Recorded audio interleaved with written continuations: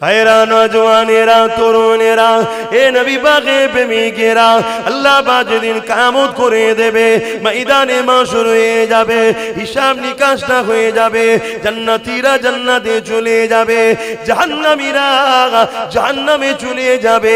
এই সময় আমার আল্লাহ পাক 70,000 নূরের পর্দাকে সরিয়ে দিয়ে জান্নাতীদিগকে দিদার দেবে।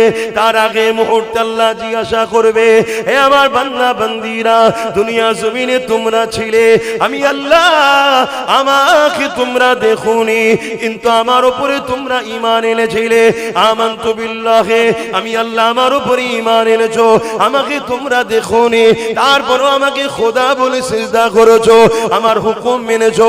আমি যে কোনো খেতে নিষেধ করেছি খাওনি, যে কোনো করতে নিষেধ করেছো করোনি, যে কোনো করতে বলেছি করেছো।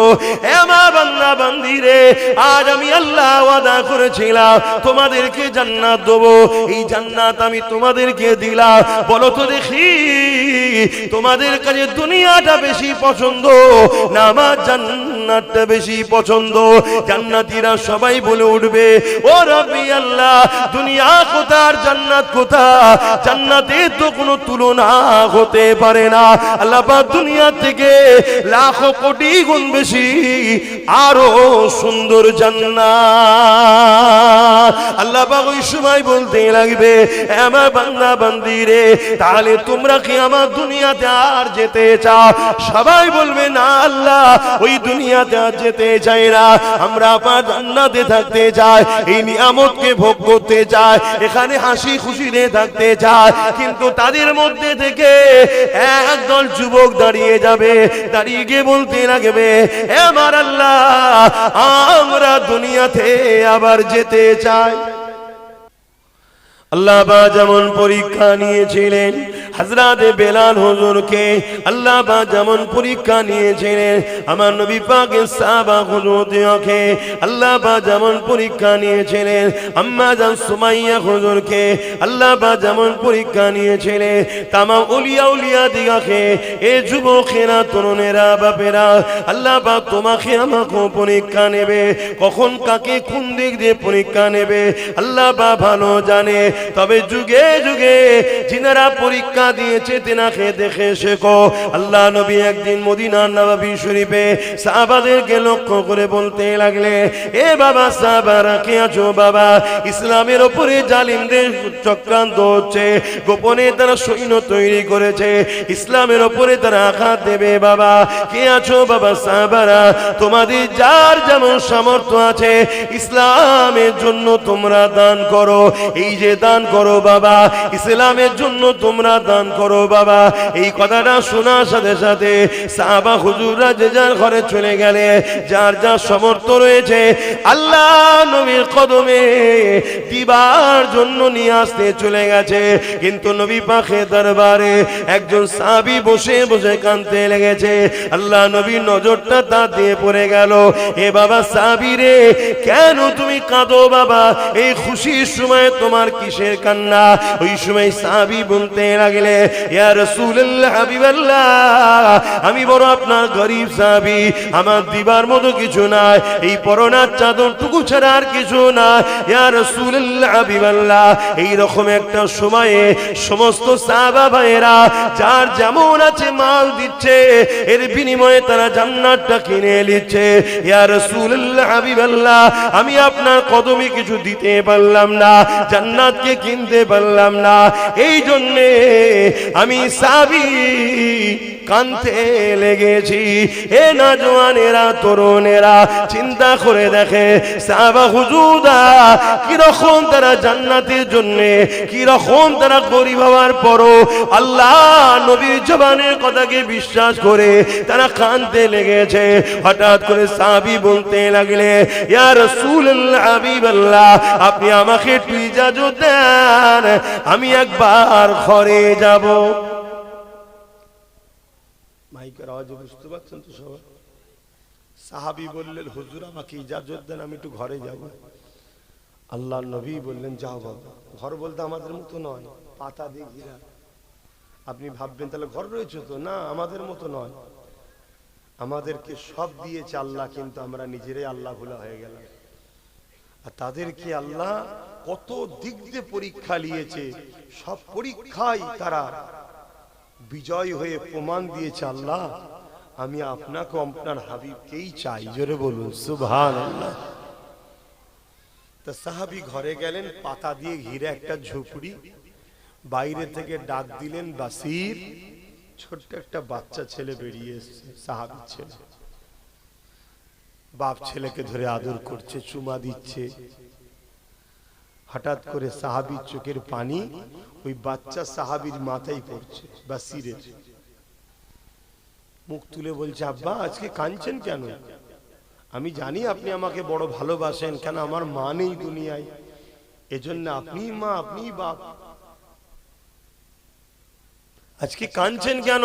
শোনো যুবক, মরতে আব্বাস সিদ্দিকীকেও হবে, তোমাকেও হবে, সবাইকে মরতে হবে। অনেক কষ্টের বিনিময়ে ইসলাম।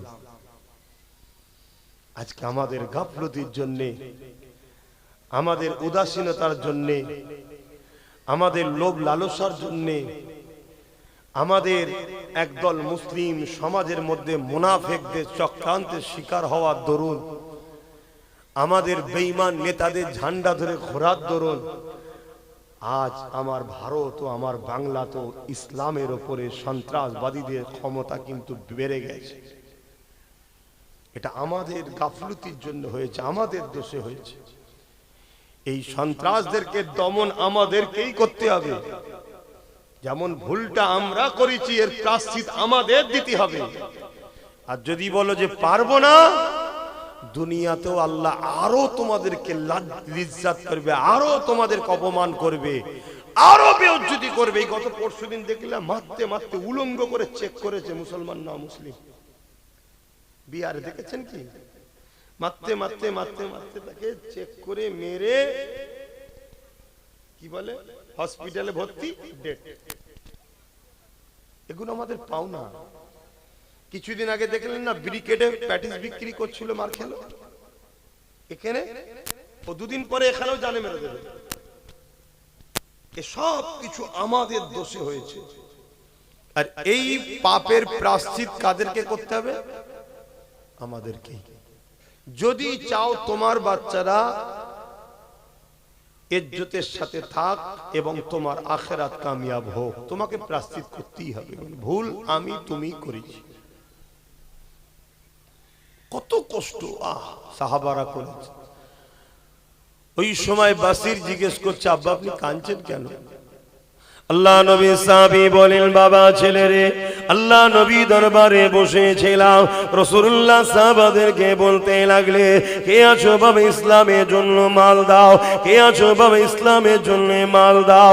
জালিমরা গোপনে গোপনে গোপনে গোপনে ইসলামের উপরে আঘাত করার জন্য, মুসলমানদেরকে হত্যা করার জন্য তারা শক্তিশালী মিশন তৈরি করে ফেলেছে, তারা শক্তিশালী দল তৈরি করেছে। এ বাবা সাহাবারা কে আছো মাল দাও। বাবা সাবিরে বাসিরে, জানো তো তোমার আব্বা বড় করে। আল্লাহ নবী বলেছিল, এই লড়াইয়ে যারা মাল দেবে আল্লাহ তাদেরকে জমিন আসমানের মতো বড় বড় জান্নাত দেবে।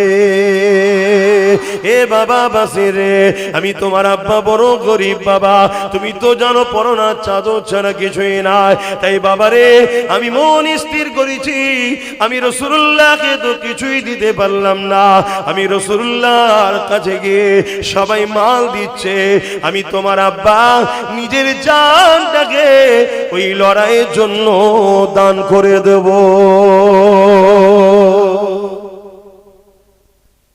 বাচ্চা ছেলে বলছে, আব্বা খুশির কথা তো, আপনি এলেন কেন আমার কাছে? বাবা তোর মা নেই, শেষবারের মতো একবার দেখা করতে আসছে। আর আজকে বাপ যদি হক কথা বলতে যায় ছেলে পিছন থেকে টানে, আর ছেলে যদি হক কথা বলতে যায় বাপ পিছন থেকে টানে, যাস না বাবা, ঘরের লাল ঘরে থাকার জিনিস নাকি। অথচ ওই ছেলে মারা গেলে বাপ তাড়াতাড়ি করে, বেশি দেরি করিসনি, পচে যাবে, তাড়াতাড়ি কবর দে। আর ওই বাপ মারা গেলেই ছেলে আবার বলে, এত দেরি করছো কেন, অনেকক্ষণ বেড়ে যাচ্ছে, আর লাস্টে লাশ ফুলছে, ফাটবে, গন্ধ হবে, তাড়াতাড়ি দাও। কি বলে না বলে না? তাহলে একই মানুষ জানটা বেরিয়ে গেলে ভুল পাল্টে যায় কেন? এজন্য ভুল পাল্টে যায় যে এর দ্বারা আমার আর কাজ। তাহলে আপনি যদি কারো দ্বারা কাজ না পেলে ভুল পাল্টে যান, তাহলে বান্দা আমি আপনি আল্লাহর, আর আমার দ্বারা যদি আল্লাহর দ্বীনের উপকার ছেড়ে দিয়ে ক্ষতি হয়, আল্লাহ কি আমাদের ঠিক রাখবে? কি গো বলবেন তো হ্যাঁ কি না? আবেরা নওজওয়ানেরা, এ নবী পাকের প্রেমিকেরা, আল্লাহ নবীর এই বাচ্চা সাহাবী বাসির বলতে লাগলে, আব্বা জান আপনি দেরি করবেন না, আপনি চলে যান। আমি বাসি নিজেকে বড় ধন্য মনে করব যদি আল্লাহ রাসূল আপনাকে কবুল করে নেয়। হে আমার আব্বা জান, তবে আমি ইন্তজারে থাকবো। আমার আল্লাহ যদি আপনাকে গাজী করায়, আমি বাসির ধন্য হব, গাজীর বেটা হতে পেরেছে।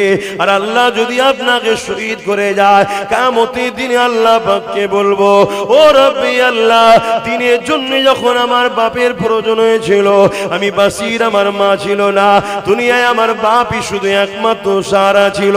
আমি বাপটাকে আপনার জন্য দিয়ে দিয়েছি, আমি তাকে আটকে রাখিনি, তার পা ধরে আমি কাঁদিনি যে আব্বা আপনি যাবেন না, আমি বাসির একা কি করব, এই কথা আমি একবারও বলি না। আল্লাহ নবী সাহাবী ছুটতে লাগলে, রাসূলুল্লাহ দরবারে চলে আসলে, আল্লাহ নবীর কাছে এসে বলতে লাগলে, ইয়া রাসূলুল্লাহ হাবিবাল্লাহ, আমার সাহাবা ভাইরা কেউ উট দিয়েছে, কেউ অর্থ দিয়েছে, বিভিন্ন জন বিভিন্ন কিছু দিয়েছে। ইয়া রাসূলুল্লাহ হাবিবাল্লাহ, এই লড়াইয়ের জন্য ইসলামের পক্ষে, মানবতার পক্ষে, ইনসানিয়াতের পক্ষে, গরিবের পক্ষে, আল্লাহ ও রাসূলের পক্ষে আমি আমার জানটাকে দান করে দিলাম। আরো জোরে বলুন সুবহান।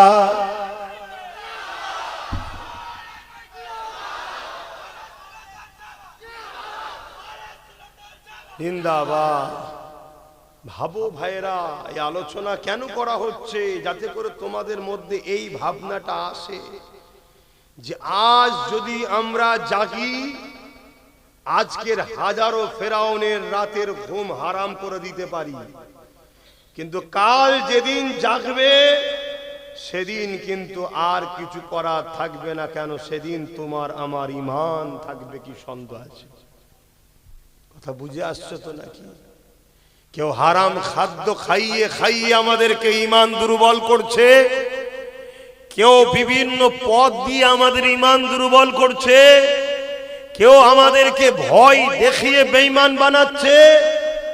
কাল আরো ভয়ানক দিন আসছে। এখন তো তবুও কেউ তোমায় বুঝাচ্ছে, কাল তো বাপ বুঝাবারও লোক পাওয়া যাবে না।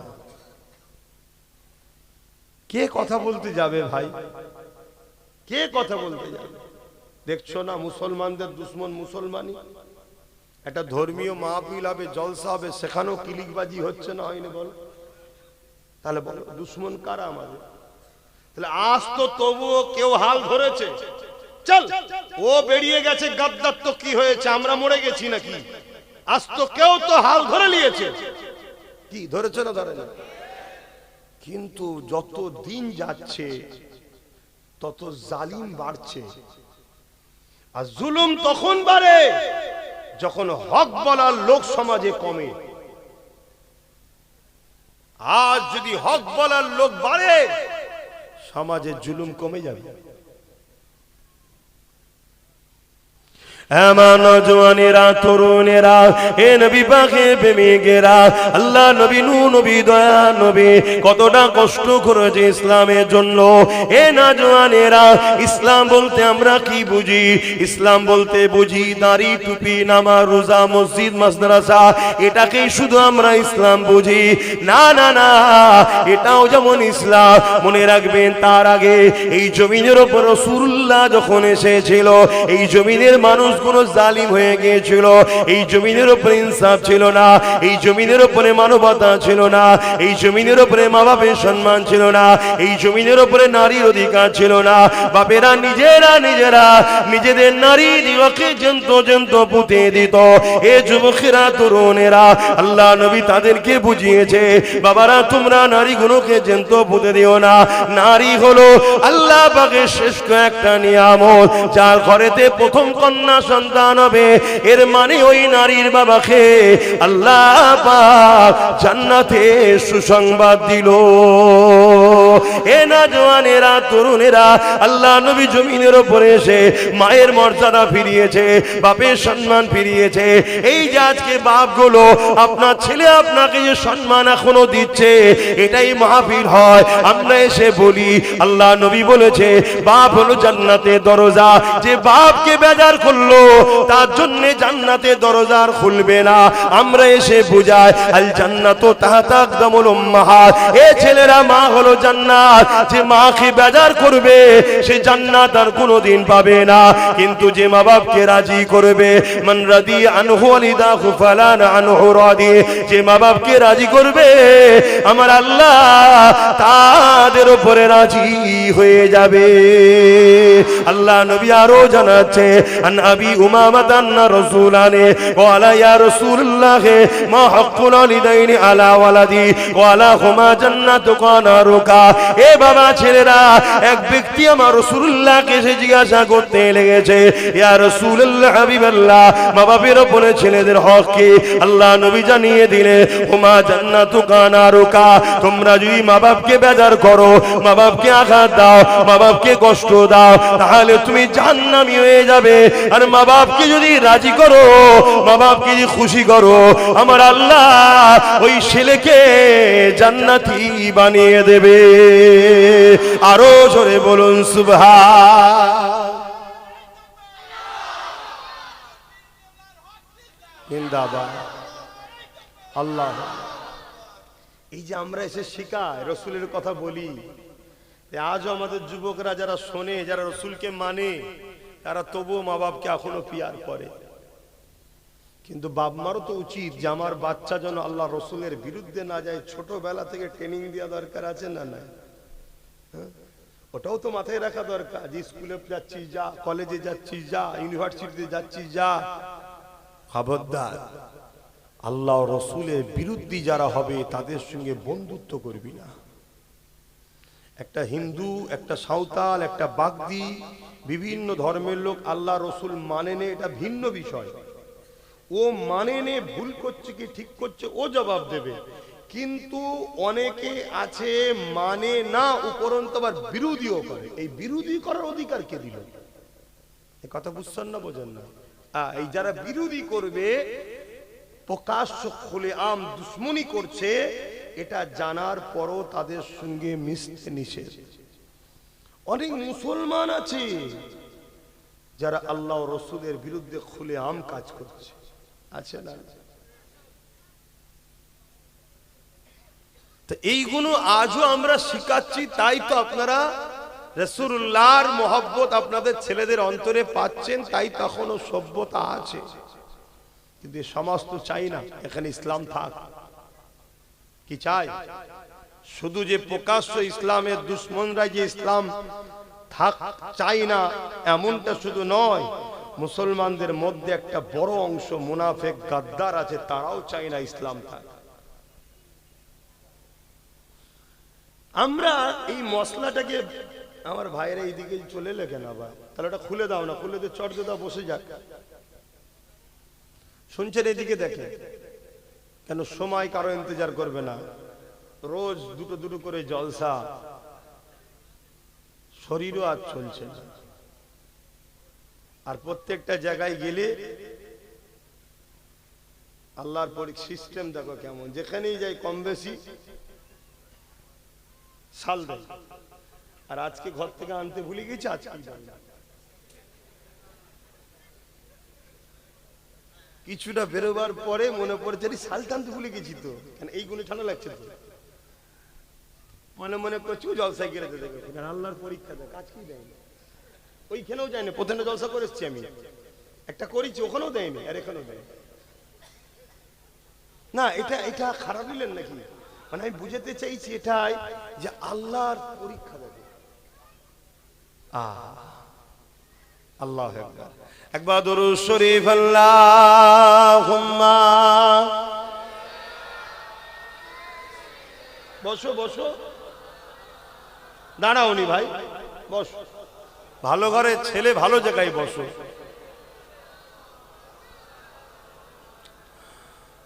মধুর চেয়েও মধুর আরো আমার নবীর নাম, আমার নবীর নাম। মধুর চেয়েও মধুর আরো আমার নবীর নাম, আমার নবীর নাম।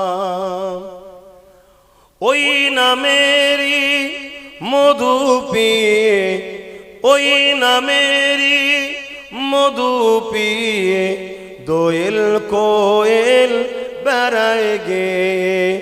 ওই নামেরই মধু পিয়ে দোয়েল কোয়েল বেড়ায় গে। বুলবুলি গায় ওই নামের গুণ, বুলবুলি গায় ওই নামের গুণ, আমার নবীর নাম। মধুর চেয়েও মধুর আরো আমার নবীর নাম। আল্লাহুম্মা সাল্লি আলা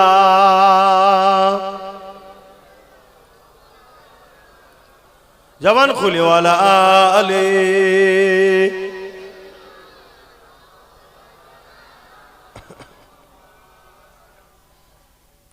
কি কথা বলছিলাম, কি কথা বলছিলাম? কত কষ্ট করে আমার রসুল এই ইসলামকে আমাদের কাছে দিয়েছে। আমরা মনে করি দাঁড়িয়ে রেখেছি, টুপি পরেছি, নামাজ পড়েছি, হয়ে গেছে। আরে ইসলাম এটা, ইসলামের মধ্যে কথাটা ঠিক, কিন্তু মন দিয়ে শোনো, ইসলাম জুলুম মুক্ত সমাজ গড়ার নাম ইসলাম। শুনছেন তো নাকি? হ্যাঁ, নবীকে যারা মোহাব্বত করে কারা? মান আহাব্বা সুন্নতি, যে সুন্নাতকে মানল নবীর, ফাকাদ আহাব্বানি, তারাই তো রাসূলকে ভালোবাসলো। জোরে বলুন সুবহানাল্লাহ। আর যারা রাসূলকে ভালোবাসলো, কানা মাই ফিল জান্নাহ, সে রাসূলের সাথে জান্নাতে যাবে। জোরে বলুন সুবহানাল্লাহ। দাড়ি রাখাটাও নবীর সুন্নাত, টুপি পরাটাও নবীর সুন্নাত। জালিমের বিরুদ্ধে লড়াই করে মজলুম অসহায় দুঃখীদের চোখের পানি মুছাটা দাড়ি টুপির থেকেও অনেক বড় রাসূলের সুন্নাত। জোরে বলুন সুবহানাল্লাহ। এখন দাড়ি রেখে টুপি পরে জালিমদের সঙ্গে সাথ দিয়ে জানতে হবে এরা নবীর সুন্নাত দাড়ি টুপিকে শুধুমাত্র সাইনবোর্ড হিসাবে ব্যবহার করছে। এরা যদি রাসূলুল্লাহ সুন্নাত হিসাবে দাড়ি রাখতো, টুপি পরতো, তাহলে এর থেকেও বড় সুন্নাত হলো জালিমের বিরুদ্ধে লড়াই করা। এরা জালিমের সাথ কখনো তাহলে দিতে পারতো না যদি নবীর সুন্নাতকে ভালোবাসতো। এই কথা বুঝছেন তো নাকি? হ্যাঁ, আমাদের সমাজে কিছু ছেলে আছে হয়তো দাড়ি রাখেনে, টুপি পরেনে, কিন্তু রাসূলুল্লাহর একটা বড় সুন্নতকে পালন করে, জালিমের বিরুদ্ধে লড়াই করে। শুনছেন না শোনেন না? হ্যাঁ, অনেকে টিটকিরি মারে, আব্বাসের জলসাই সব দাড়ি চাচা প্যান্ট শার্ট পরা। হ্যাঁ জানি, এরা ভুল করছে। এরা দুটো সুন্নতকে ছেড়েছে, এরা দুটো রাসূলুল্লাহ সুন্নতকে ছেড়েছে। আল্লাহর কাছে দোয়া করি এই যুবকগণ একদিন দাড়িওয়ালা, টুপিওয়ালা, হাজি, নামাজি, মুত্তাকি আল্লাহ যেন বানায়। বলুন আমিন। কিন্তু দাড়ি রেখে টুপি পরে রাসূলুল্লাহর বড় সুন্নতের বিরোধীরা করেনে। জুলমের বিরুদ্ধে লড়াইয়ের নাম হলো নবী সুন্নাত, ইসলাম। জোরে বলুন সুবহানাল্লাহ। এই এতগুলো ক্যামেরা, এখানে যা লোক আছে, এই ক্যামেরায় এক দুদিনের মধ্যে 1 কোটির উপরে লোকের কাছে চলে যাবে। আর আমার আজকে তোমরা যতটা ভালোবাসার লোক মন দিয়ে না শোনো, তার থেকে বেশি দুশমনরা আরো বেশি ফলো করে শোনে। তুমি কি ভাবছো আজকে তোমার গ্রামে তারা শুনছে না? যারা আসলে অসুবিধে ছিল, তারা তো শুধু নফসি নফসি করছে যে এখনো ঠান্ডা মাথায় জলসা করছে। কি ব্যাপার বলবি? দাঁড়া না, লাস্টে দিচ্ছি। কেন? জুলুমের বিরুদ্ধে রাসূলুল্লাহ লড়েছে। অতএব জুলুমের বিরুদ্ধে বলাটা হলো রাসূলুল্লাহর দ্বীনের খেদমত। শুনছেন তো নাকি? হ্যাঁ, তুমি কেমন মুসলমান? তুমি আজকে রেজিদের সঙ্গে বন্ধুত্ব রেখেছো? তুমি কেমন মুসলমান? আজকে আবু জেহেল, উতবা, সাইবা, এই তোরা ওখানে কি করছিস? ওর ওইদিকে তো মা বোনরা আছে, তার পর্দার কাছে গেছিস কেন?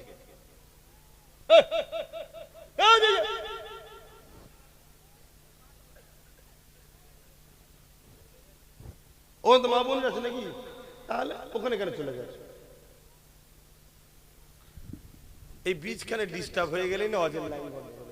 কারি সাহেব ভালো বুঝতে পারবে, যারা ওয়াজ করে তারা ভালো বোঝে। আর আমি তো আবার আরো বেশি উল্টো হয়ে যায়। কেন? আল্লাহ কারে ভাইয়ের আল্লাহ অনেক ভালো রাখুক, দোয়া করি। আমার মাথায় যা লোড, এই লোড আমার আরো খারাপ করে দেয়। মানে আমি ওয়াজ করি এখানে, কিন্তু আমি ঘুরি আরো দুনিয়ায়। একটা মন দিয়ে ওয়াজ হয়, আল্লাহ জানে কটা মন আছে, একটাই মনই ঠিক। মানে বুঝাতে চাইছি, হাজারো দিকে ওয়াজ করতে করতে খেয়াল রাখতে হয়। কি যে হবে আল্লাহ জানে। কিন্তু চেষ্টা হলো আমাদের কাজ। চেষ্টা কি? কাজ। ফাইসাল্লাহ আমার কাজ না আপনার কাজ? ফাইসাল্লাহটা কার? আল্লাহ। রোগ হয়েছে, ডাক্তারের কাছে লিখে আছে, ডাক্তার চেষ্টা করছে। ভালো হবে না হবে না এটা কার দায়িত্ব? অতএব ফাইসাল্লাহ আল্লাহর হাতে। তো যাক ভাই, যে কথা বলছিলাম, আমার রাসূল পাক সাল্লাল্লাহু আলাইহি সাল্লাম অনেক কষ্ট করেছে। আল্লাহ নবীর জীবনী খুলে দেখো, ইসলামের জন্য রাসূল পাক উহুদের ময়দানে গিয়ে দান্দা মুবারক শহীদ হয়েছে। দয়াল নবীর চেহারা মুবারক রক্তে ভরে গেছে। হে নবীর উম্মত, তোমার বিবেক একটু কাঁদে না? তোমাকে একবারও কি তোমার দিল ধাক্কা দেয় না যে রাসূল উহুদের ময়দানে গিয়েছিল ইনসাফের জন্য, মানবতার জন্য, ন্যায়ের জন্য, গরিবের জন্য, দুঃখীর জন্য, এতিমের জন্য? আমার রাসূলের জীবনে একটা লড়াই নেই কোন ধর্মের বিরুদ্ধে রাসূল লড়েছে। শুনছেন তো? উপরন্ত আমার রাসূল মদিনা সনদ করেছিল যে কেউ কারো ধর্মের উপরে আঘাত দেবে না। কোন গোত্র বা কোন ধর্মের উপরে আঘাত দেবে না, এই চুক্তিবদ্ধ করেছে। আমার রাসূল যতবার লড়েছে আল্লাহর সৃষ্টিকে বাঁচাবার জন্য, এতিমের জন্য, বিধবার জন্য, গরিবের জন্য, মজলুমের জন্য, দুঃখীর জন্য। সেই দুঃখী অমুসলিম আমার রাসূলকে মানেনি তখন, কিন্তু সে অসহায়, রাসূল তার জন্যও লড়েছে। জোরে বলুন সুবহানাল্লাহ। তারিখে হাদিস দেখো, দুনিয়া যখন জুলুম মুক্ত হয়েছে, সন্ত্রাস মুক্ত হয়েছে, আতঙ্কবাদ মুক্ত হয়েছে, রেপ মুক্ত হয়েছে, নেশা মুক্ত হয়েছে, দুর্নীতি মুক্ত হয়েছে, খুন মুক্ত হয়েছে, পাপাচার মুক্ত হয়েছে, আমার আল্লাহ তখন নবীকে দাওয়াত দিয়েছে, বন্ধু এবারে মেরাজে আসেন। সুবহানাল্লাযী আসরা বিআবদিহি লাইলাম মিনাল মসজিদিল হারাম ইলাল মসজিদিল আকসা। এই যে কোরআনের আয়াতে আল্লাহ পাক জানাচ্ছে, তার হাবিবকে তখন দাওয়াত দিয়ে গেছে। নিয়ে গিয়ে তখন বলেছে, হাবিব জমিনের তো জঙ্গল বন্ধ, পরিষ্কার হয়ে গেছে, খুনিরা নাই, চোরেরা নাই, দুর্নীতিবাজরা নাই, জালিমরা নাই, সন্ত্রাসরা নাই, অত্যাচার বন্ধ হয়ে গেছে। যান, নামাজ নিয়ে যান, রোজা নিয়ে যান, সাহাবাদেরকে পড়তে বলেন। জোরে বলুন সুবহানাল্লাহ। তা নামাজ যেমন পড়বো, রোজা যেমন রাখবো, আমার পাড়ার এতিমের হক মারা যাচ্ছে, যে মারছে তার বিরুদ্ধে যুদ্ধ করবেন না? এটা কি ইসলাম নয়?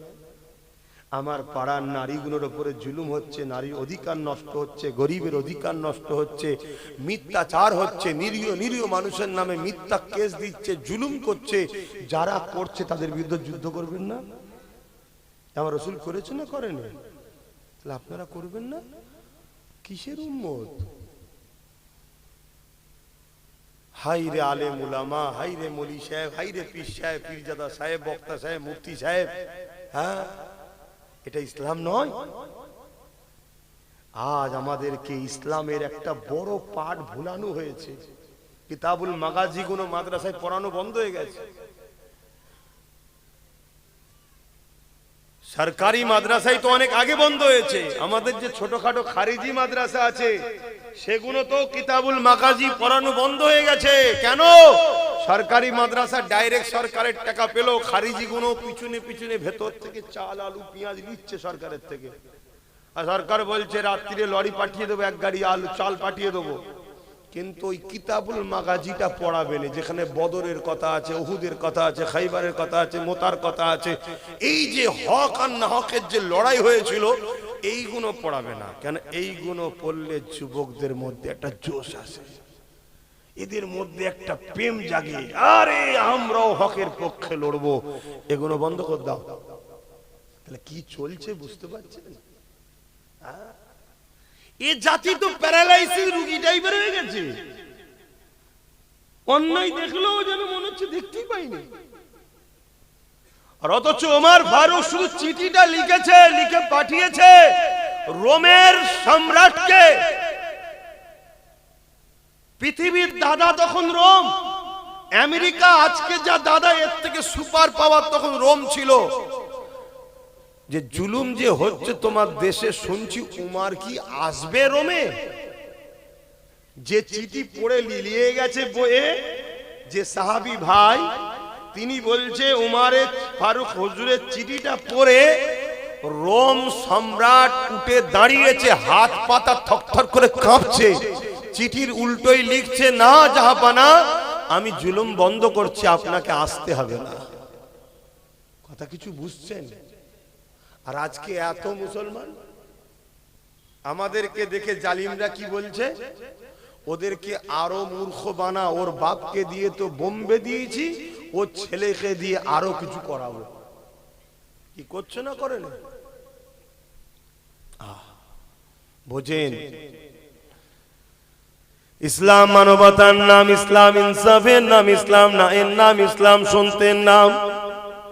এ না জওয়ানেরা, তরুণেরা, বাপেরা, ইসলাম শুধু নামাজ দেয়নি, ইসলাম শুধু রোজা দেয়নি, ইসলাম শুধু হজ দেয়নি। ইসলাম আমাদেরকে দিয়েছে ক্ষুধার্ত মানুষকে খানা খাওয়ানো, ইসলাম আমাদেরকে দিয়েছে বিধবার অধিকার দাও, ইসলাম আমাদেরকে দিয়েছে সমাজে ন্যায় প্রতিষ্ঠিত করো, ইসলাম আমাকে দিয়েছে সমাজের গরিবের মানুষের পাশে দাঁড়াও। এ না জওয়ানের আল্লাহ নবী জানিয়ে দিলে আমার আল্লাহ কোনদিনের জন্য জালিমদের সাথে থাকে না। আমার আল্লাহ পাক সর্বসময় মজলুমদের সাথে থাকে। যার সাথে আল্লাহ আছে আপনি তার সাথে থাকবেন না থাকবেন না? আজকে জালিম আর মজলুমের লড়াই হচ্ছে না, হয়নি? এবার আপনি জালিমদের পক্ষে থাকবেন না মজলুম? আলহামদুলিল্লাহ, আল্লাহ শুকরিয়া, আল্লাহ আমাকে মজলুমদের সাথে, গরিবদের সাথে, অসহায়দের সাথে আল্লাহ আমাকে রেখেছে। আমি গরিবদের হয়ে কথা বলি, শুনছেন? অসহায়দের হয়ে কথা বলি, বিধবাদের হয়ে কথা বলি, এতিমদের হয়ে কথা বলি, মুসলিমদের হয়ে কথা বলি। সে অমুসলিম হলো তাদের হয়েও কথা বলি। আল্লাহ শুকরিয়া, আল্লাহ এইদিকে রেখেছে। আপনারা এইদিকে আছেন তো নাকি? ভাইরা, নওজওয়ানেরা, তরুণেরা, আল্লাহ ছাড়া অন্য কাউকে ভয় করবেন না। যারা শুধুমাত্র আল্লাহকে ভয় করে, ওয়ালিমান খাফা মাকাম রাব্বিহি জান্নাতান, আমার আল্লাহ তাদেরকে দুটো জান্নাত দেবে। এ নওজওয়ানেরা, তরুণেরা, এ নবী পাকের প্রেমিকেরা, আল্লাহকে ভয় করো, আল্লাহ ছাড়া অন্য কাউকে ভয় করবেন না। কেননা দুনিয়া জমিনটা দুদিনের, আজ আছেন কাল্লায়। মনে রাখবেন আল্লাহ পাকের ফায়সালা ছাড়া দুনিয়ার কারো কোনো ক্ষমতা নাই। আপনি যখন দুনিয়া জমিনে আসবে তার থেকে কোটি কোটি বছর আগে আপনার যখন রুটা তৈরি হয়েছে, এই রু তৈরি হওয়ার 50,000 বছর আগে আগে আল্লাহ পাক আপনার তকদিরকে লিখে দিয়েছে কি হবে দুনিয়া জমিনে। আজকে দিনে সুরিয়া গ্রামে আমার জলসা ছিল 6টা থেকে 6:15-র মধ্যে আমি ঢুকবো। এই যে 15-16 সেকেন্ড মিনিট পরে যে এসেছি এটাও আল্লাহ পাকের খাতাতে লেখা রয়েছে। আমি আস্তে আস্তে কোন জায়গায় নামাজ পড়বো, কোথায় দাঁড়াবো, কোথায় কি করব, কোথায় খাবো, সব কিছু আমার আল্লাহ লিখে রেখেছিল। আমি খাবার 1 ঘন্টা আগে পর্যন্ত জানতাম না আমার সন্ধ্যার খাবারটা কোথায় হবে। যে জায়গাতে এক বড় কল্পনায় আসে রে আজকে সন্ধ্যের খাবারটা সেই জায়গাতে আল্লাহ খাওয়ালো। কি খাবো সেটাও আল্লাহ লিখে রেখেছিল, সেই রেজেক্টে আল্লাহ আমাকে দিলে। এ যুবকেরা তরুণেরা আপনার কবে মরণ হবে, কবে কি খাবে, কোন জায়গায় আপনার মরণ হবে, কিভাবে হবে, সব কিছু আল্লাহ পাক তকদিরে লিখেছে। আপনি যদি জালিমের পক্ষে থাকেন, শক্তিশালীর পক্ষে থাকে, নেতা নেত্রীর পক্ষে থাকে, বাদশার পক্ষে থাকে, যদি মনে করেন আমি এই পক্ষে থাকলে বেঁচে যাব, এটা আপনার ভুল ধারণা। আর আপনি যদি জালিমদের বিরুদ্ধে লড়াই করতে নেবে, আপনি যদি মনে করেন লড়াই করলে আমি মারা যাব, এটা আপনার ভুল ধারণা। তার একটা ছোট্ট নমুনা দিই। ইসলামের একজন মহানায়ক যিনার নাম হলো হযরতে সাইয়েদনা খালিদ বিন ওলীদ। এই খালিদ বিন ওলীদ যিনি একটা সময় রাসূলুল্লাহর বিরুদ্ধে ছিল, উহুদের যুদ্ধের ময়দানে এই খালিদ বিনের নেতৃত্বে আমার নবী পাকের সাহাবা হুজুরদের মধ্যে 70 জন সাহাবা হুজুর শহীদ হয়ে গিয়েছিল। এই খালিদ বিন ওলীদ একটা সময় আবার হিদায়াত হয়ে যায়, পরিবর্তন হয়ে যায়, হয়ে যাবার পরে আমার রাসূলুল্লাহর পক্ষে দাঁড়িয়ে, ইসলামের পক্ষে দাঁড়িয়ে, আল্লাহর পক্ষে দাঁড়িয়ে 120 থেকে 25টা লড়াই করেছে।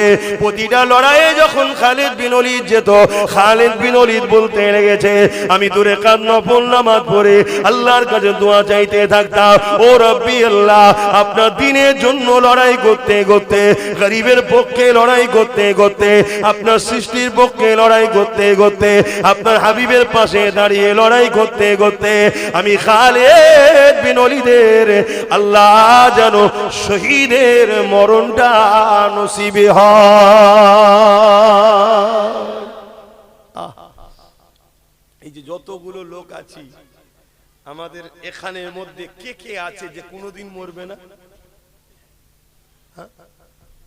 বলবেন তো? একটা লোক নেই এর মধ্যে যে সারা জীবন থাকবে, সবাই মরে যাবে। তাই ও আবার বলছে সে ওলি নেই, কেন ওলি বেঁচে থাকে নাকি? তাহলে মরণ তো সবার হবে নাকি? আস্তে, অত বেশি বকাবার ভালো নয়।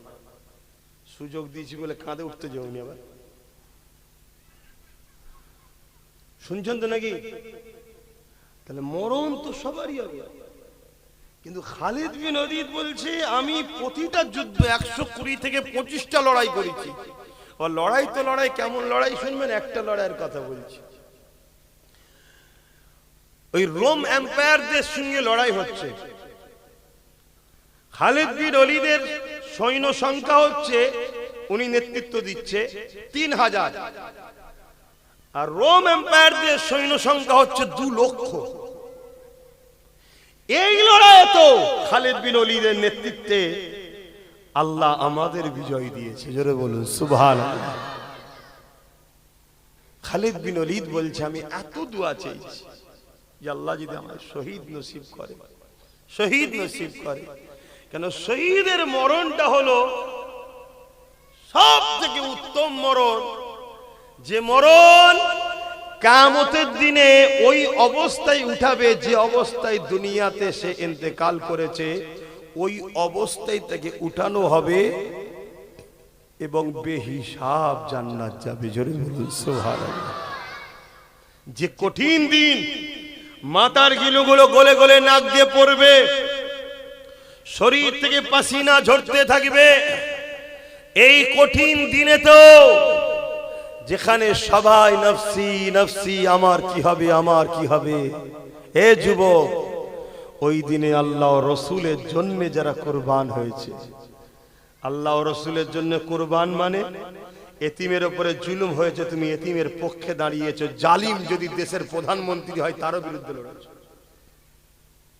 যেখানে দেখেছো অসহায়ের উপরে জুলুম হয়েছে, গরিবের হক মারা হচ্ছে, তুমি গরিবের পক্ষে আওয়াজ তুলেছো। আর আওয়াজটা যদি রাজ্যের সিএম এর বিরুদ্ধে হয় যে তুমি ছোট মানুষ এত বড় নেতা না, আমি ও নেতাকে আমি চিনি না, আমি এতটুকু জানি এর পাশে দাঁড়ালে আল্লাহ খুশি হয়, আল্লাহর খুশির জন্য আমি এর পাশে দাঁড়াবো। এই নিয়তটাই ছিল তোমার বড়। এই কামিয়াবি যদি তুমি করতে পারো, এমনও হতে পারে আল্লাহ তোমায় গাজীও বানাবে। গাজী হলে দুনিয়ায় মালও পাবে, ইজ্জতও পাবে, আবার পরকালে জান্নাতও পাবে। জোরে বলুন সুবহানাল্লাহ। কিন্তু শহীদ এত বড় সম্মান, আল্লাহ রসুল বলছেন পিপিলিকা কামড়ালে যেমন মানুষের কষ্ট বুঝে যায়, ওর থেকেও কম কষ্ট হলো শহীদ যখন হয় ওর জানটা বেরোয়, ওর থেকেও কম কষ্টে জান বেরিয়ে যায়। জোরে বলুন সুবহানাল্লাহ। ভাইরা, নওজওয়ানেরা, তরুণেরা, এ নবী পাকের প্রেমিকেরা, আল্লাহ পাক যেদিন কিয়ামত করে দেবে, ময়দানে মাশর হয়ে যাবে, হিসাব নিকাশটা হয়ে যাবে, জান্নাতীরা জান্নাতে চলে যাবে, জাহান্নামীরা জাহান্নামে চলে যাবে। এই সময় আমার আল্লাহ পাক ৭০,০০০ নূরের পর্দাকে সরিয়ে দিয়ে জান্নাতি দিগকে দিদার দেবে। তার আগে মুহূর্তে আল্লাহ জিজ্ঞাসা করবে, হে আমার বান্দা বান্দীরা, দুনিয়া জমিনে তোমরা ছিলে, আমি আল্লাহ আমাকে তোমরা দেখোনি, কিন্তু আমার উপরে তোমরা ঈমান এনেছিলে। আমানতু বিল্লাহি, আমি আল্লাহ আমার উপরে ঈমান এনেছো, আমাকে তোমরা দেখোনি, তারপরও আমাকে খোদা বলে সিজদা করেছো, আমার হুকুম মেনেছো। আমি যে কোনো খেতে নিষেধ করেছি খাওনি, যে কোনো করতে নিষেধ করেছো করোনি, যে কোনো করতে বলেছি করেছো। হে আমার বান্দা বান্দীরে, আজ আমি আল্লাহ ওয়াদা করেছিলাম তোমাদেরকে জান্নাত দেবো, এই জান্নাত আমি তোমাদেরকে দিলাম। বলো তো দেখি, তোমাদের কাছে দুনিয়াটা বেশি পছন্দ না আমার জান্নাতটা বেশি পছন্দ? জান্নাতীরা সবাই বলে উঠবে, ও রব্বি আল্লাহ, দুনিয়া কোথা আর জান্নাত কোথা? জান্নাতের তো কোনো তুলনা হতে পারে না। আল্লাহ পাক দুনিয়া থেকে লাখো কোটি গুণ বেশি আরো সুন্দর জান্নাত।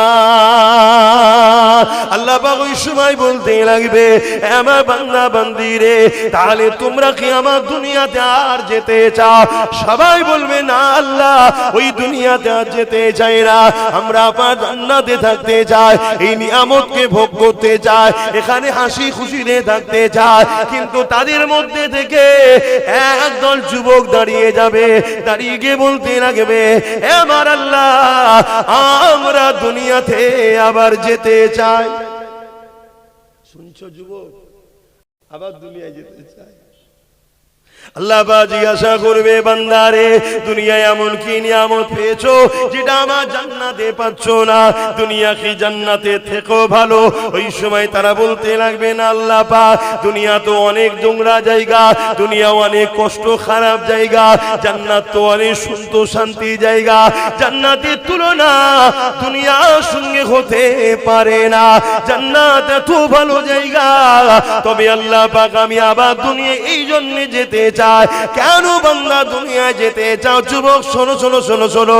ওই সময় তারা বলতে লাগবে, ও রব্বি আল্লাহ পাক, দুনিয়ার জমিনে আপনার পক্ষে দাঁড়িয়ে আপনাকে খুশি করার জন্য আল্লাহ যে জানটা দিয়েছিলেন, ওই জানটা যখন আপনার পক্ষে দাঁড়িয়েছিল, আপনার পক্ষে থাকার জন্য, আপনার পক্ষে কথা বলার জন্য, আপনার হয়ে কথা বলার জন্য, আপনাকে পিয়ার করার জন্য যে জানটা আপনি দিয়েছিলেন, ওই জানটা যখন জালিমরা কেড়ে নিচ্ছিল, অর্থাৎ জালিমদের আঘাতে ওই শহীদটা যখন হয়ে যাচ্ছিল, জানটা যখন চলে যাচ্ছিল, আমাদের মনের মধ্যে এত খুশি হয়েছিল যে আল্লাহ দিয়া জান আমরা আমার আল্লাহর জন্য দিচ্ছি। এই যে টাইমে মজাটা পেয়েছিলাম, আল্লাহ, এই মজা জান্নাতে নাই, জান্নাতে নাই, এই দুনিয়ায় গিয়ে আপনার জন্য আবার জীবন দিতে চাই। আরো জোরে বলুন সুবহান, আরো জোরে বলুন সুবহান। যুবক রে, কি নেশায় পড়ে গেলাম আমরা। এ ধোকা, এ ধোকা, এ দুনিয়া ধোকা। এ দুনিয়ার ধোকায় পড়ে গেলাম, মুসলিম ঘরের ছেলে আজকে মসজিদ মাদ্রাসা কবরস্থানের দুশ্মন হয়ে গেলাম। আব্বাস কি অন্যায় করেছে? আব্বাসের খারাপিটা কি? আব্বাস কি ভুল বলেছে? আব্বাস নাইকে নাই বলে, অন্যায়কে অন্যায় বলে, ভালোকে ভালো বলে, চোরকে চোর বলে, অলিকে অলি বলে, ডাকাতকে ডাকাত বলে, খুনিকে খুনি বলে। এটা অন্যায়।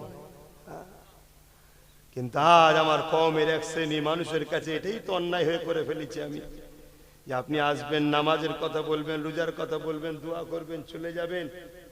অত খুলে বলার কি দরকার? আরো তো অনেক লোক আছে ওয়াজ করে, কই কারো বিরোধী তো করি না। কথা শুনছেন তো নাকি? মনে রেখে দিও, আল্লাহ ছাড় ফেরাউনকেও দিয়েছিল, ছেড়ে কিন্তু দেয়নি। ছাড় আল্লাহ নমরুদকেও দিয়েছিল, ছেড়ে দেয় না। আজ আমার ফটোকে এআই করা হচ্ছে, আমার ফটোকে এআই করা হচ্ছে, নোংরা নোংরা ছবি বার করা হচ্ছে, মাথায় টুপি কপালে তিলক লাগিয়ে দেওয়া হচ্ছে। বিজেপির লোকেদের সঙ্গে আমার ফটোকে সেটিং করা হচ্ছে, যাতে করে এ জাতি মনে করে আব্বাস বিজেপির লোক, আব্বাসের কথা শুনবে না। যখনই শুনবে না আমাদের মতো চোর গুণকে তখন সাপোর্ট করবে জাতি। এই কথা শুনছেন? এই পরিকল্পনা করা হচ্ছে। আমার আজকে কাটিং করা হচ্ছে, আগে পিছুর কথাকে এডিট করে সেটিং করা হচ্ছে। কথা বুঝলেন? কত রকম চক্রান্ত করা হচ্ছে, কিন্তু এরপরও ইজ্জতের মালিককে আল্লাহ। আমার ইজ্জত দেখেছে, আল্লাহ দিয়েছে, আল্লাহ ইজ্জতের হেফাজত করছে, আলহামদুলিল্লাহ। পারিবারিক বিষয়ে আঘাত দিবার চেষ্টা করছে, কি না করছে জালিমরা। এটা কি নতুন? আহারে, মনে রেখে দিও, এ উম্মতে মুহাম্মাদি, বিজয় যদি চাও, কামিয়াবি যদি চাও, ইজ্জত দুনিয়া আখিরাতের যদি চাও, সর্বপ্রথম নিজের কওমের মধ্যে গাদ্দার গুলোকে চিনতে শেখো। প্রকাশ্য দুশমনকে চিনা যায়। মোদি আমাদের দুশমন, অমিত শাহ আমাদের দুশমন, শুভেন্দু আমাদের দুশমন, দিলীপ ঘোষ দুশমন, এদেরকে আমরা চিনি। আমাদের পাশেই ভাটপাড়াতে রয়েছে অর্জুন সিং, এ একটা আমাদের দুশমন। এগুলোকে চিনা যায় রে বাবা।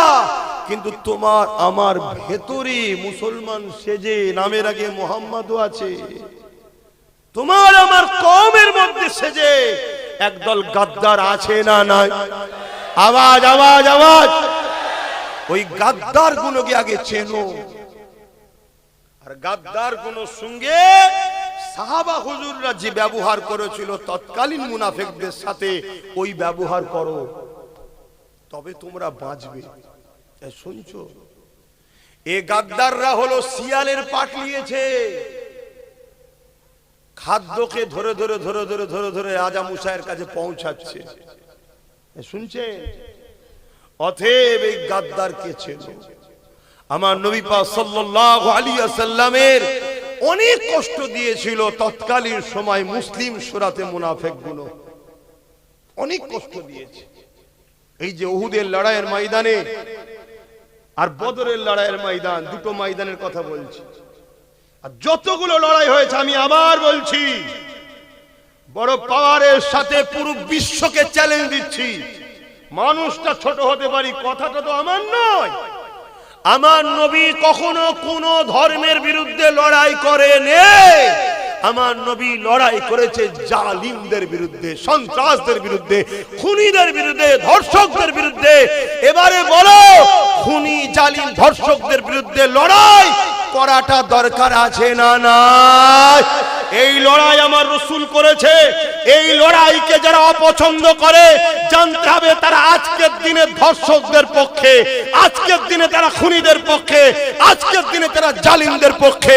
এই আমিনা আল্লাহর বিরোধী যারা করে তারা হয় চরিত্রহীন, নয় সন্ত্রাস, নয় খুনি, নয় দাঙ্গাবাজ।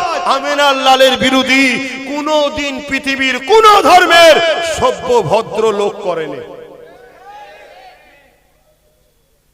অন্য ধর্মের কথাও বলছি, তাদের ধর্মের ভদ্র সভ্য লোক কোনদিন আমিনার লালের বিরোধী, বাচ্চার বিরোধী করে?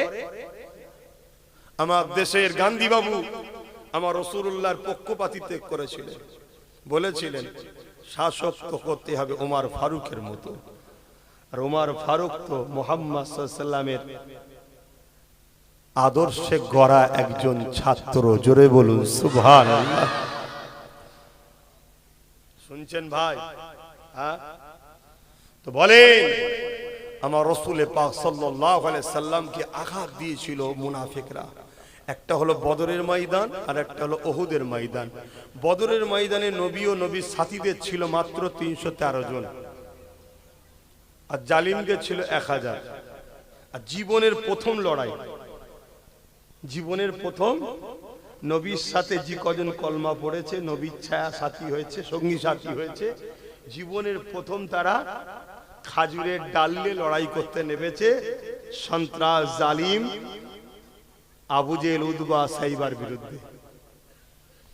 সেই লড়াইয়ে বেশি দেরি হয় না, চট জলদি বিজয় লাভ হয়েছে। জোরে বলুন সুবহানাল্লাহ। ক্ষতিও অতটা হয়নি। আর উহুদের ময়দানে নবী পাক বেরিয়েছে 1000 লোক নিয়ে, আর জালিমদের সংখ্যা 3000। কিন্তু নবীর 1000-এর মধ্যে একজন দাড়িওয়ালা টুপিওয়ালা মুসলিম সূরাতে একজন ছিল, যার নাম হলো আব্দুল্লাহ ইবনে উবাই। কি নাম? সে হঠাৎ করে 300 সৈন্যকে নিয়ে সরে যায় যে আমরা যাব না। তাহলে এই যে ধোঁকা দেওয়া বা খটকা লেগে যাওয়া, মনের স্পিডকে দমিয়ে দেওয়া, এই গাদ্দারিটা করার জন্য আমার নবীর প্রিয় প্রিয় পাওয়ারফুল শক্তিশালী 70 জন সাহাবা উহুদের ময়দানে শহীদ হয়েছে। কাদের জন্য এই ক্ষতিটা হলো? প্রকাশ্য দুশমন না গাদ্দার মুনাফিক? এই জোরে বলুন। আমাদের মধ্যেই মুনাফিক আছে না? আমরা আরো অনেক দূরে চলে যেতাম, মুনাফিকরা ভেতরে ঢুকে গিয়ে আমাদেরকে ধোঁকা দিয়ে দেয়, আমাদের স্পিরিটকে দমিয়ে দেয়। এই মুনাফিক চেনো, এই মুনাফিক চেনো। আল্লাহ নবী বলেছে আমার উম্মত দাবিদারদের মধ্যে 73 দলে বিভক্ত হয়ে যাবে। বনি ইসরাইল কওমের দলেরা ছিল 72, আমার উম্মতের মধ্যে 73 দলে বিভক্ত হয়ে যাবে। 73 দলেই নামাজ, 73 দলেই টুপি, 73 দলেই না দাড়ি, 73 দলেই পাগড়ি, 73 দলেই রোজা থাকবে, কোরআন শিক্ষা, হাদিস শিক্ষা, মসজিদ মাদ্রাসা সব থাকবে। এরপরও 72টা দল জাহান্নামে যাবে। আজ আমাদের সমাজে এমন নামাজি আছে, এমন রোজাদার আছে, এমন মসজিদ বানানেওয়ালা রয়েছে, এমন জলসা করনেওয়ালা রয়েছে, জলসার মাহফিল দেনেওয়ালা রয়েছে, যা সব রয়েছে, অথচ আজকের ইসলামের খুলেআম দুশমন বিজেপি ও টিএমসির সাথে এখনো তারা সাথ দিয়ে চলছে। এরকম মুনাফিক গাদ্দার আছে না নাই? আওয়াজ দিয়ে বলুন আছে না নাই? আমার কথা আপনাদের অসুবিধা? বিজেপি ইসলামের দুশমন না দুশমন নয়? তো ইসলামের যে দুশমন হয় সে জালিম নয়? জোরে বলেন। মমতা ইসলামের দুশমন না দুশমন নয়?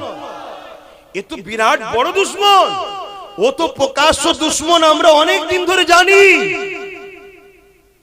ও যে প্রকাশ্য দুশমন আমরা অনেক দিন ধরে জানি, কিন্তু এ ছিল আমাদের বন্ধু সেজে, আমারই শিল, আমারই নোরা, আমাদেরই ছেলেদের দিয়ে নিজে শক্তিশালী হয়ে আমাদেরই ইসলাম বিরোধী আইনকে সাপোর্ট করলো না করলো না? তাহলে এ দুশমন নয়? এ জালিম যে ইসলামের হয় সে দুশমন নয়? তাহলে এই ইসলামের দুশমনদেরকে যারা সাপোর্ট করে তারা কি মুনাফিক নয়? তারা কি মুমিন মুসলমান ইমানদার থাকতে পারবে? এজন্য আমি বলেছি দিদি মুদিকে যারা ভোট দেবে তারা হলো বেঈমান। কথা কিছু ভুল বলে ফেলেনি তো? কেন আপনারা সব তো অনেক বড় বড় মুফতি মৌলানা। কি এবারে এই কথা যখনই বলবো, এই কথা শুনে কোনো অমুসলিমের কষ্ট হচ্ছে না, কষ্ট হচ্ছে দেখুন আমার পাড়া, আমার গ্রামে কিছু মুনাফিক মুসলমানদের কষ্ট হচ্ছে না? হয়নি? তারা বলছে মুদির কথা বলে বলুক, দিদির কথা বলবে কেন? আজান হচ্ছে, মাইক বন্ধ আছে। মুদির কথা বলছে বলুক, দিদির কথা বলবে কেন? শুনছেন তো নাকি? আরে ঠিক সময় মাইকটা ওর বন্ধ, তো গান বলাও যাবে না, একটু পরে বলি। একবার দরুদ শরীফ আল্লাহুম্মা সাল্লি আলা।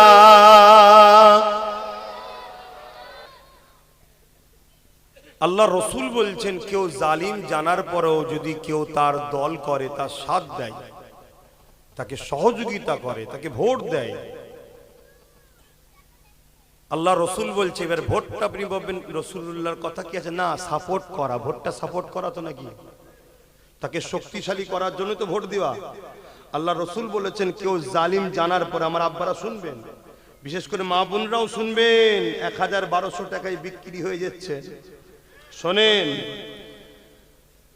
কেউ জালিম জানার পরও তাকে যদি কেউ সাপোর্ট করে, শক্তিশালী করে, আল্লাহ রসুল বলছে সেই মুসলমান ইসলাম থেকে বেরিয়ে যায়। মসজিদ মাদ্রাসার বিরুদ্ধে যারা ভেঙে দিয়ে জিতে চায়, তারা জালিম না? জালিম নয়? বিজেপি কেন্দ্র সরকার মসজিদ মাদ্রাসার বিরুদ্ধে, হ্যাঁ কি না? রাজ্য সরকার মসজিদ মাদ্রাসার পক্ষে না বিরুদ্ধে? জোরে বলেন।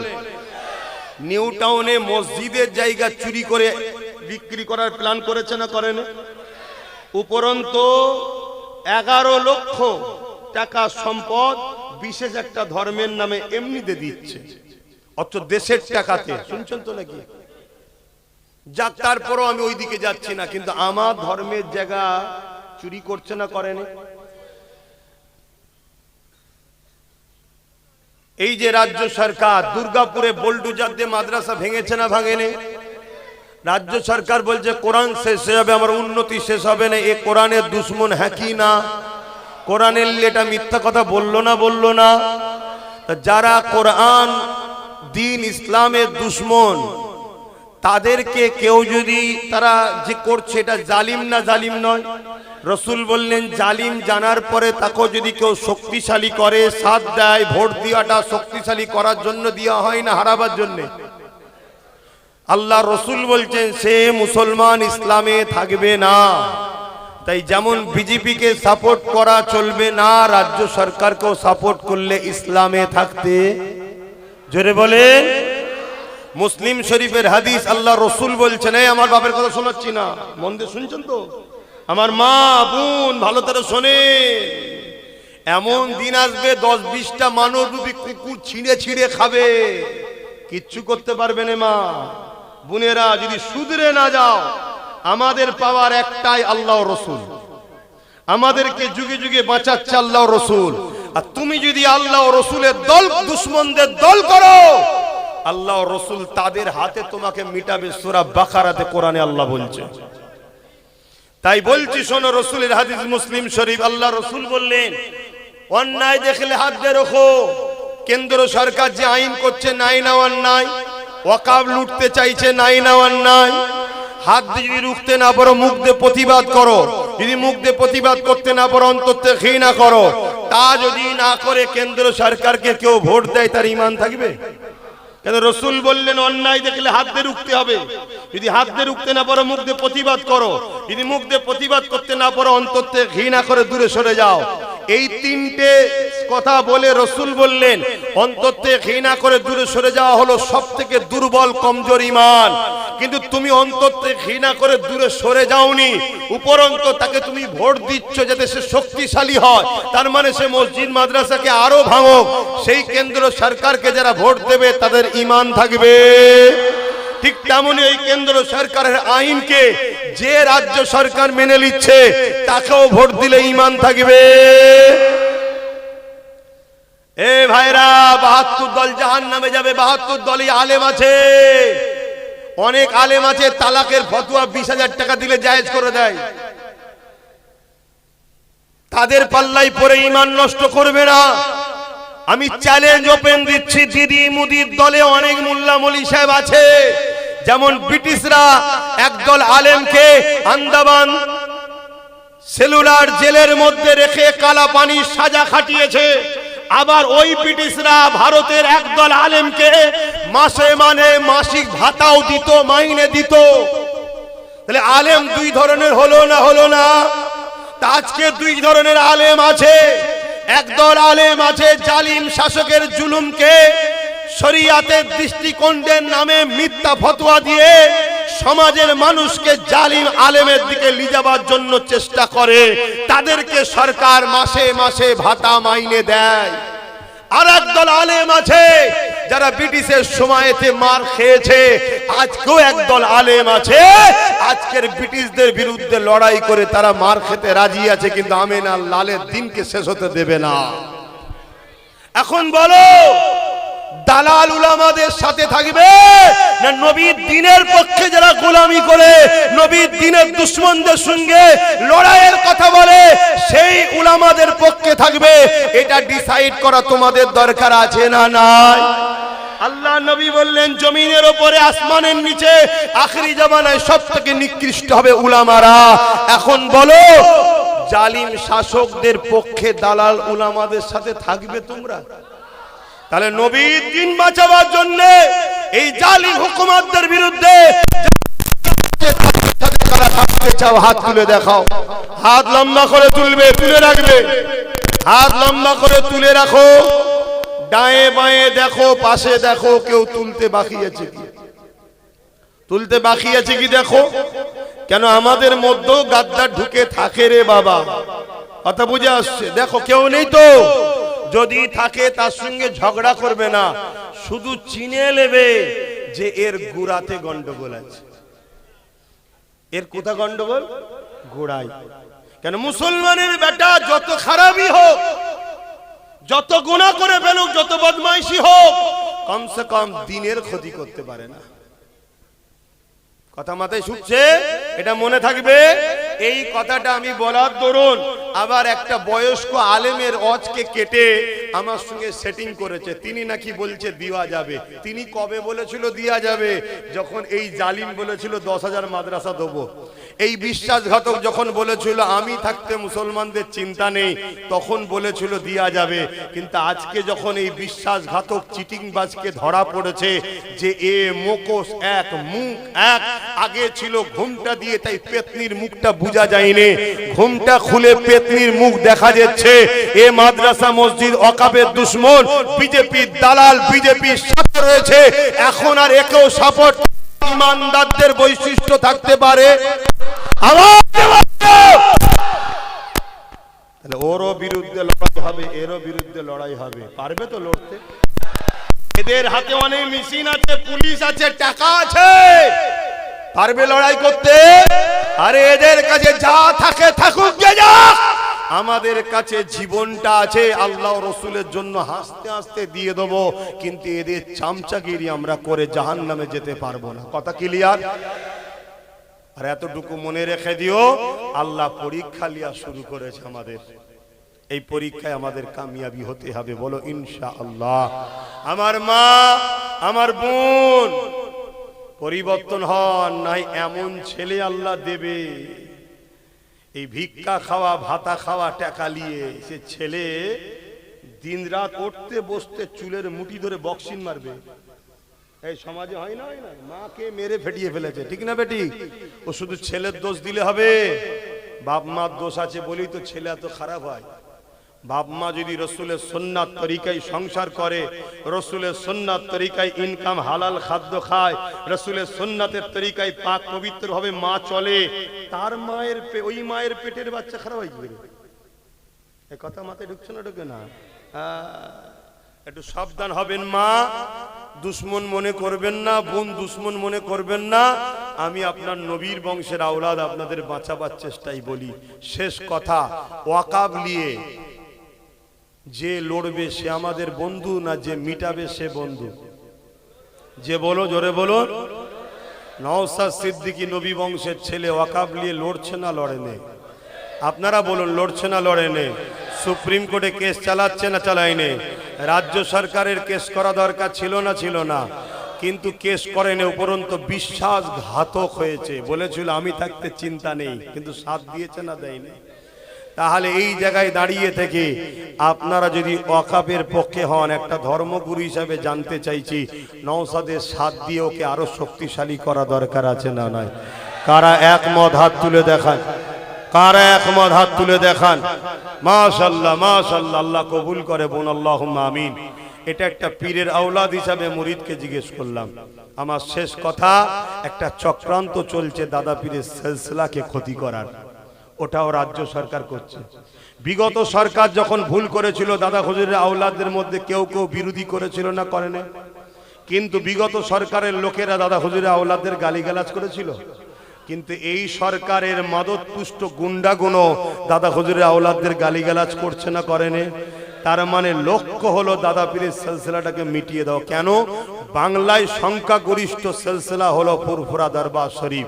অতএব এই সিলসিলা সর্বসময় অন্যায়ের বিরুদ্ধে কথা বলে। সে বিগত সময় বলেছে, আজও বলছে, আগামীতেও কেউ করলে বলবে। কেন? অন্যায়ের বিরোধী করা নবীর সুন্নাত। হাক্কানি উলামাদের প্রমাণ হলো নবীর পক্ষে ডাকবে আর জালিমদের বিরুদ্ধে লড়াই করবে, এটা হলো হক উলামার বৈশিষ্ট্য। জোরে বলুন সুবহানাল্লাহ। যে উলামা জালিমের সঙ্গে মেশে ও উলামা নয়, ও মুনাফিক। শুনছেন তো নাকি? আরে পাওয়ার দিয়ে বলে যাচ্ছি, রেকর্ড হচ্ছে। যারা জালিমদের সঙ্গে মেশে উলামারা চ্যালেঞ্জ অ্যাকসেপ্ট করুক না, ব্রিগেডের মাঠে ডাক দাও, একটাই বাস হবে, একটাই লড়াই হবে। ভাই এদিক নাই ওদিক বারবার গুজুগুজি করার সময় নেই। যা হবে ফয়সালা একদিনে, পুরো দুনিয়া জেনে যাবে কে হক আর কে না হক। আজকে আমার মসজিদের হয়ে কথা বলবি না, মাদ্রাসার হয়ে কথা বলবি না, তুই বেঈমান নেতাদের জন্য কথা বলবি? তুই মুসলমান? কথা মাথায় ঢুকছে? তাহলে নওশাদের জন্য দোয়াও করবেন, সাথও দেবেন। আসেন এবারে ওর পলিসি করছে, ও মতুয়াদের কাছে যাচ্ছে, দলিতদের কাছে যাচ্ছে, আদিবাসীর কাছে যাচ্ছে, যে বুঝাচ্ছে ভাই আদিবাসী তোরা বেশি, এখানে তোরা সিট দে, আমরা মুসলমান কম, সাথ দেবো। যেখানে মতুয়া বেশি, ভাই তোরা সিট দে, আমরা কম, তোদেরকে সাপোর্ট করব। যেখানে এসসি এসটি রয়েছে তাদেরকে বুঝাচ্ছে, ভাই তোরা সিট দে, আমরা সাপোর্ট করব। যেখানে মুসলমান বেশি, আমরা দেবো, তোরা সাপোর্ট কর। এইভাবে একদিন আমরা পুরো শক্তিশালী হতে পারবো না? পারবো না? বলুন ইনশাআল্লাহ, বলুন ইনশাআল্লাহ। আজকে যদি কেউ একজন দুজন গাদ্দারি করলো বলে বাকিগুলো যদি ঝিমিয়ে যেত, জলসা হতো? তাহলে চেষ্টা করলে হয় না? হয় না? আজকে হয়েছে আবার চেষ্টা। এই কিছুদিন, গত কদিন আগে এক জায়গায় গেছিলাম, জলসা শুনতে গেছিল বলে মেরেছিল। তারা নিজের গ্রামেও জলসা করছে। চেষ্টা করতে হবে, হাল ছাড়লে হবে না। ঠিক না বেডি? গত দিনে যা ছিল আজকের দিন বেড়েছে না কমেছে? কালকে আরো বাড়বে, নিয়ম এটা। কথা বুঝে আসছে? জুলুম বেশি দিন নয়। জুলুম হলো ওই থামস আপ ঢালা গিলাসের টাইপের, বজবজ করে ওঠে ঠিকই, তারপর আবার দেখবে সবই তলায় নেমে গেছে। ঘাবড়াবার কিছু নেই, লড়তে হবে। তাই বলে যাচ্ছি, এই লড়াই চালি থাকবে, হকের পক্ষে থাকবো আমরা। জালিম যত বড়ই হোক তাদের বিরুদ্ধে লড়বো আমরা। বলুন ইনশাআল্লাহ। তো ভাইয়েরা আমার, এই জায়গাতে এসে তার পলিসি অনুযায়ী কাজ করছে। কথা বুঝে আসছে? অনেকে বলবে যে ভয় দেখাবে, ভয় ভয় যে এইসব করলে আর করলে বিজেপি চলে আসবে। আচ্ছা, বিজেপি আর টিএমসির মধ্যে পার্থক্য কি ভাই? একটু একটু বলেন না ভাই, একটু বলেন শুন। পার্থক্য নেই? পার্থক্য আছে, পার্থক্য আছে। আপনারা জানেন না, পার্থক্য আছে, একটু পার্থক্য আছে। টাকার ইপিট উপিট আমিও জানি, কিন্তু দুপিটে তো আর এক লিখা থাকে না, দুপিটে এক ফটো থাকে না, একটু ইদিক উদিক আছে। সেই ইদিক উদিকটা কি? বিজেপিকে দুশ্মন চিনা যায় আর একে চিনা যায় না। এ কখনো চাষি সাজে, আবার কখনো ডেইনি সাজে। কথা বুঝে আসছে না? ওকে চিনা যায়, একে চিনা, এইটুকু পার্থক্য। তা রাসূলুল্লাহর হাদিস এখানে কি আছে একটু জানা দরকার নাকি? আল্লাহর নবী বলছেন, আমার বড় ভয় হয়, আমার বড় ভয় হয়, আমার উম্মতকে প্রকাশ্য দুশমনরা মিটাতে পারবে না। আমার ভয় হয় আমার উম্মতরা মুনাফিক ছদ্মবেশী কলে কৌশলে মহব্বত দেখিয়ে আমার উম্মতকে না শেষ করে দেয়। তাহলে ও প্রকাশ্য, আরে বন্ধু সেজে এ বলেছিল না পশ্চিম বাংলায় বিজেপিকে ফন্ডে এনে লড়বো। তাহলে এই পশ্চিম বাংলায় যতটুকু বিজেপি আছে, সে শুভেন্দু হোক আর যেই হোক, এখনো বেঁচে আছে এর দয়াতে। কেন? ফন্ডে এনেছে। বাকি যা আছে সবাইকে মেরে ঘরে ঢুকিয়ে দিয়েছে। কেন? মুসলমান যাই করুক নাই করুক বিজেপির সাথে যাবে না।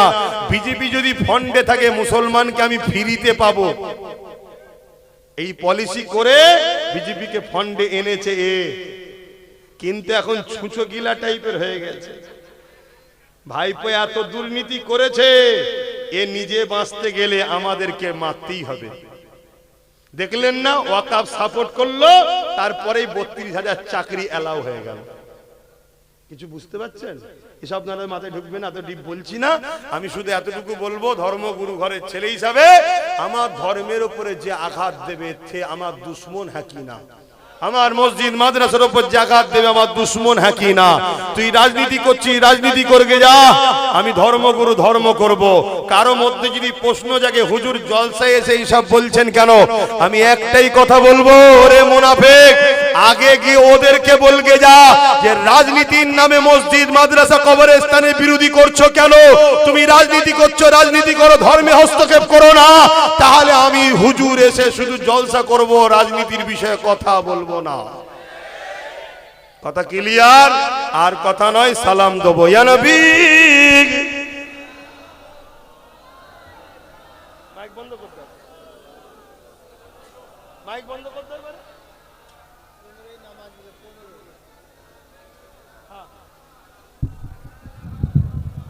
নামাজের সময় হয়ে গেছে, মাইক বন্ধ করে দাও।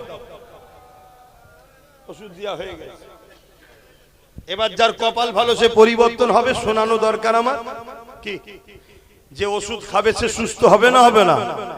আর যে ওষুধ ফেলে দেবে সে রোগ ব্যাধি জাহান্নামে ঢুকবে। তো আমি কি করব? আমার কিছু করার আছে? আমার ডিউটি উম্মতে মুহাম্মাদির কাছে রাসূলুল্লাহর মেসেজ পৌঁছে দিয়া নবীর দুশমনদের বিরুদ্ধে বলা। আচ্ছা বলুন তো ভাই, ফেরাউনের বিরুদ্ধে উলামারা বলে না বলে না? ফেরাউন তো একটা রাজা ছিল, নেতা ছিল, রাজনীতি করতো, তার বিরুদ্ধে বললো কেন? নমরুদের বিরুদ্ধে উলামারা বলে না বলে না? তো নমরুদও তো একটা আলেম, কি বলে, জালিম ছিল, রাজা ছিল, রাজনীতির লোক ছিল, বিরুদ্ধে বলে কেন? না, জালিম ছিল। তারা মরা জালিম বলে খুব বলতে ভাল লাগে। আজকে টাটকা নমরুদ ফেরাউন গুলোর বিরুদ্ধে কে বলবে? হ্যাঁ, অসুবিধা হচ্ছে। হ্যাঁ, জালিম যে হবে তার বিরুদ্ধে বলতে হবে, সুজাসুজি। আসো সালাত ও সালাম পাঠ করি। ইয়া নবী সালাম